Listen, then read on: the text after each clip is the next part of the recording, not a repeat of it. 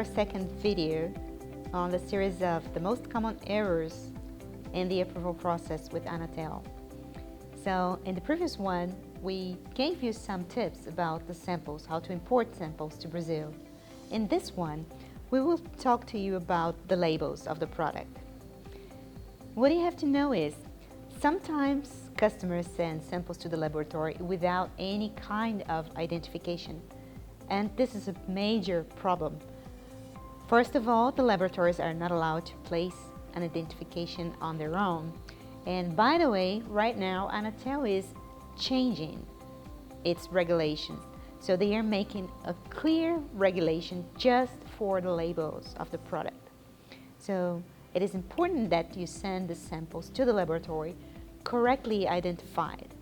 Sometimes even if there is an extra dash on the model name, or the lack of a dash or a number or a letter on the identification of the product, this may be a major problem, because most of the times customers send samples directly to the test laboratories and not to the certification body. Some of the laboratories, they are so familiar with the process, they are so aware of the consequences, that if they see something different in terms of model identification from our test plan that was based on the specifications of the product and the sample that gets to the laboratory, they will contact us before they start doing the tests. And then we have the opportunity to contact the customer and clarify any misunderstanding or any issues with the label. But the problem is, sometimes, depending on the laboratory that you choose to work with, they don't contact us before starting the tests. And by the time we receive the test reports is when we find out that the information is not correct. And we've been in this market for over 13 years already, and we have seen it all. Sometimes it happens that the wrong sample has been sent to Brazil. It was a sample to be sent to another country, and it happened to be sent to Brazil, but it was not the right sample. So you see, something that could be very easy to avoid causes a big problem, because once the laboratory has tested the product, it's tested, they will not give your money back.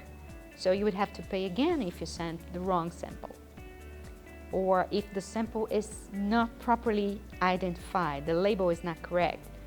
Sometimes by the time we see this, it's a little too late, because the laboratories are not allowed to change the identification of a product.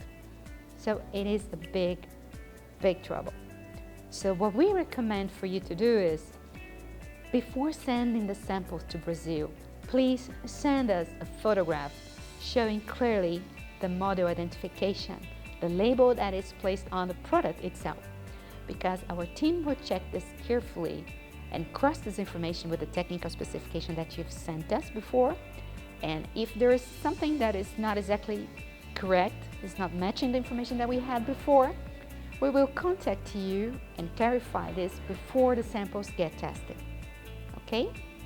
So we hope that you find this information relevant for you, and we invite you to keep following our publications on Facebook, on LinkedIn, on our website, because we will continue the series of instructions on how to avoid the most common errors in the approvals in Brazil.